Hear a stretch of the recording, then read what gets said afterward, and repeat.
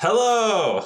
Welcome back to another episode of Chill Film Discussion. Today is a very special episode. Not only is it episode 35, but we do have a special guest on our stream today. Um, he is a friend of mine from high school. His name is Jonathan. Today we are going to be discussing Dune, which just came out last weekend, is it? 2 weeks or ago. 2 weeks ago? Very recently, released in 2021. This is our most recent film that we discussed, most modern film, most current film that we've discussed. So, which is pretty exciting. And yeah, we have Jonathan, who read the book. Neither Austin nor I read the book, so we're coming in fresh as a movie, just purely from the movie. And Jonathan has the perspective of a book reader, which is great. Will lend itself to a more thrilling discussion, I hope. But anyway. Before we begin, just want to go over some quick facts about Dune in case you don't know. And spoilers alert if you haven't seen the film, then please watch. If you want to watch this, please watch the film before you watch this. This is the only spoilers warning you will get. Otherwise, I'm going to go into some quick facts about the film. But yeah, it's called Dune. Actually, it's Dune Part 1, to be more exact, because they will be doing a Part 2. It's greenlit for release in October 2023. But yeah, so Dune is a epic science fiction film. It's directed by Denis Villeneuve. I probably butchered his name, but he also directed Arrival and Blade Runner 2049, which, if you have seen those films, there's a lot of similarities in terms of the cinematography between those films and Dune. It is based on a book, novel of the same name, by Frank Herbert, which was released back in 1965. And the film basically covers the first half of the book. There is a whole ensemble cast. I'm not going to list all their names or any of their names, because if you want to see the cast names, they're online, they're on Wikipedia. But it is a star-studded cast. It is. And basically the premise of the book is it follows a boy named Paul Atreides, who is the successor to the House Atreides. And in this world, there's this emperor and House Harkonnen who essentially end up sort of being like the villains in a sense, because the emperor kind of invites Atreides to take over this world called Arrakis. That is a harsh desert planet. Arrakis. Oh my god, I'm sorry. Well, there you go. Apparently I don't. This is going to be thrilling already because I don't know how to pronounce any of the names. But anyway, Arrakis is a harsh desert planet that produces this very, very, very priceless resource called spice. And essentially, the Emperor invites House Atreides to sort of take or replace House Harkonnen as the rulers of Arrakis to like produce the spice, but it ends up being like, and the Emperor sees House Atreides as a threat, so he plans a coup with House Harkonnen to like basically eradicate House Atreides. Anyway, that's sort of the premise. Dune, as a film, I think in terms of how it's shot, visually, the soundtrack, the aesthetic, beautiful. It was very, very well done in terms of like visually bringing you into this new world, and the world building behind it too. I think aesthetically it was very, very great. The cast, the acting, phenomenal. I have no gripes about it.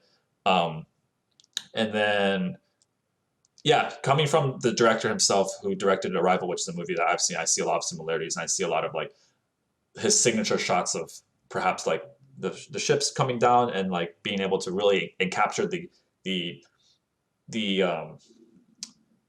I guess the scale. Yes, thank you. Gosh, of what's happening within the frame, within the scene itself. So very well done. It felt like. But I guess going on to things that maybe as something that I didn't enjoy so much is like the pacing is one thing that I felt was a bit off. The beginning was very slow. I dozed off, just to be honest. But I felt like I was watching a lot of like really, really prominent B footage like very, very beautiful B footage in the very beginning because it was just so slow. There wasn't a lot of hook or action, I suppose. But then when it started picking up halfway through the film, that was when, yeah, I was fully on board about that. But yeah, so the pacing was a bit off for me.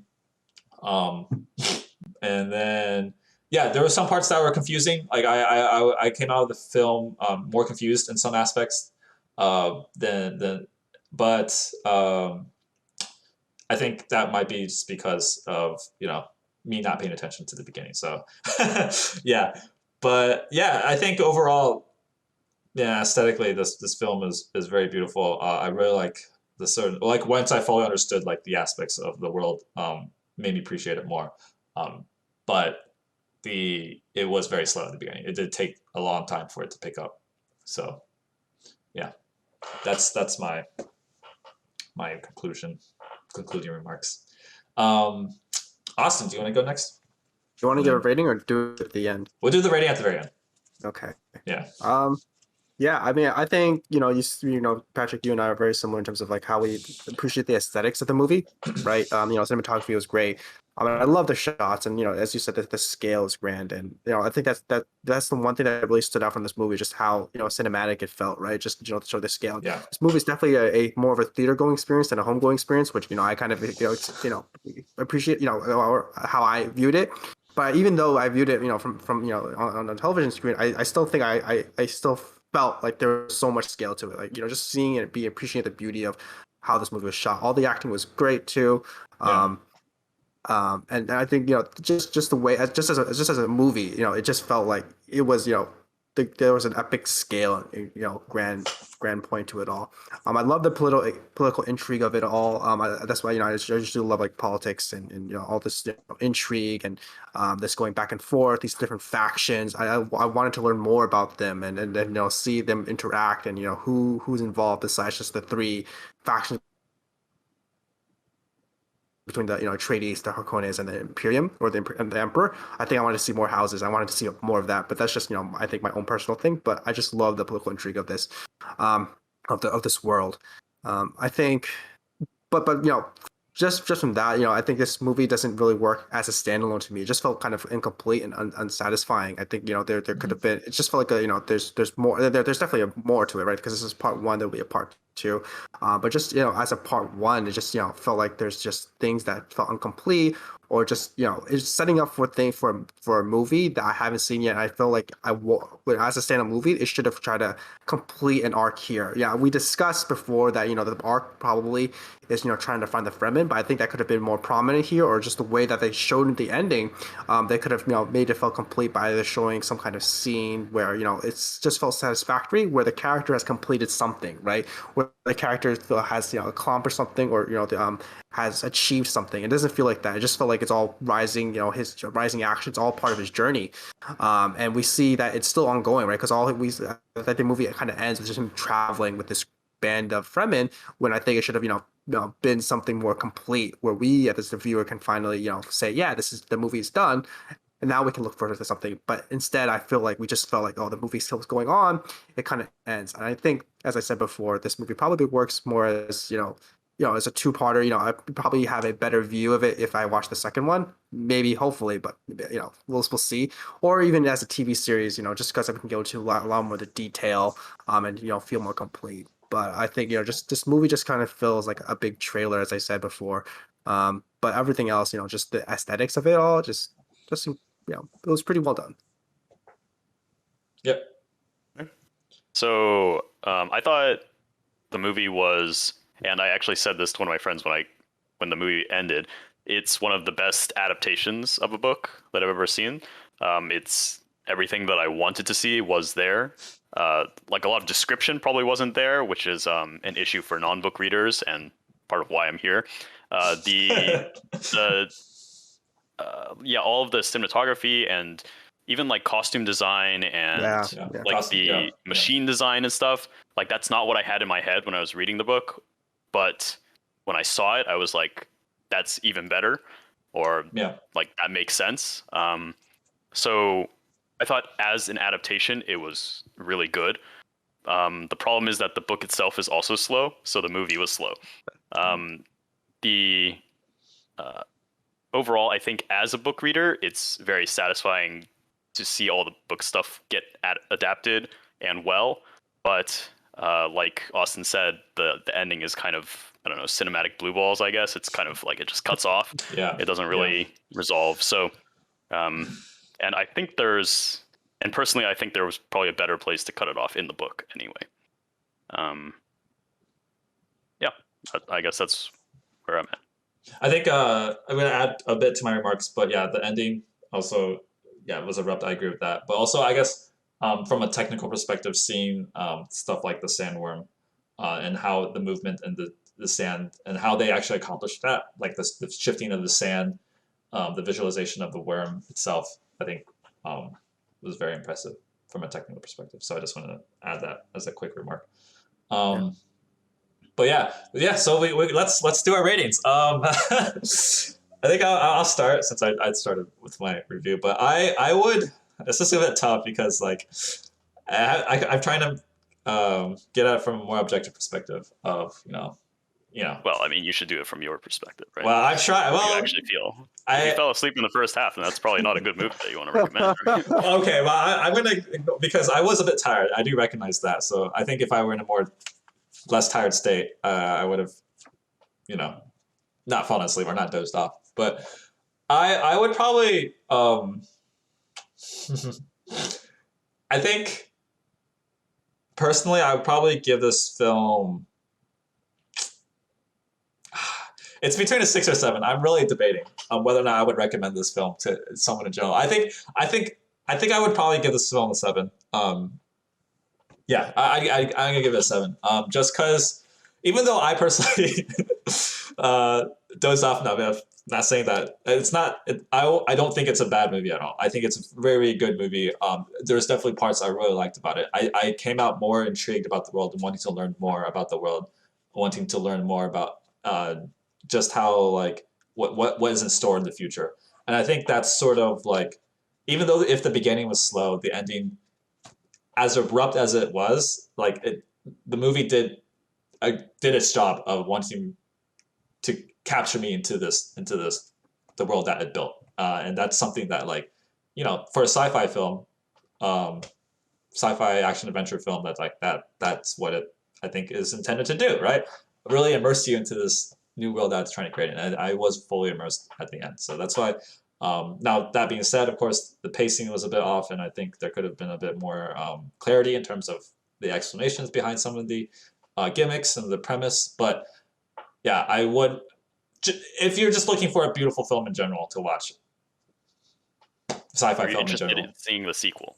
Yes, I will watch the sequel. Okay. Yeah, so yeah, I would give it a 7 because of that. Okay. Austin? Yeah, I think, my rating, I think I was between I wasn't really between, I'd give it a 7.5, I think. 7.5. Okay. Yeah, 7.5. I think, I love the world building, I love the intrigue. And just the way it was a really beautifully shot movie. It just didn't feel like a good like standalone movie in itself. I think it was better, as complete as a whole. I'm not a book reader, right? So I think I only picked up from what I know, and I think if I was a book reader, I might have enjoyed it a lot more, just because maybe I can appreciate. I think I would have enjoyed it more details. Just seeing all this, because it's great. Like a lot of there's a lot of little details in there that I can appreciate, like the sword fighting, this the choreography there that was well done. The desert world, the culture, the customs, all that is there, and I probably could appreciate more. But I just as a full just standalone movie, I don't think I could have picked all that up and just ended kind of in an unsatisfactory manner, and just the Paul's character growth just did not sit well with me, and I think I wanted more from it. I definitely would recommend it, but I think give it a caveat. Like if you like science fiction or fantasy, you probably, or like even like grand scale movies. I mean, it's still a good movie to watch. I would say just to just appreciate good cinema.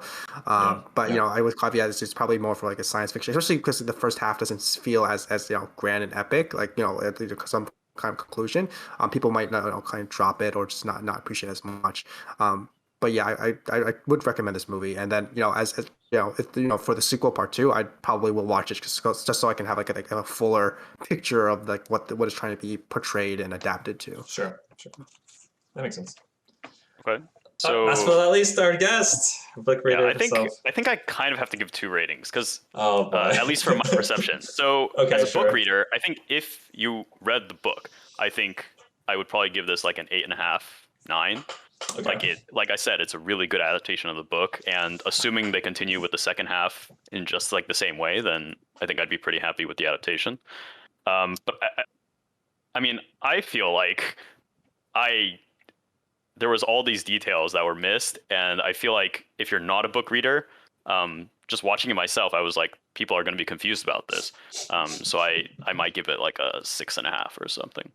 I'm like on the border between recommending it. Yeah, me too. I was on the border.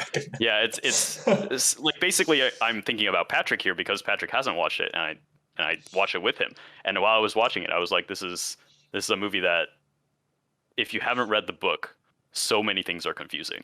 They say Kwisatz Haderach. They say like the Fremen have their own name for it, and it's like there's just so many things that are just question marks.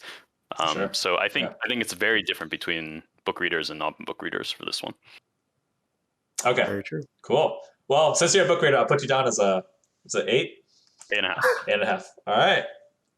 So sounds good. So basically, all of us would recommend it to some degree. Yeah. But some caveats in all cases. Some caveats in all cases, of course. Right.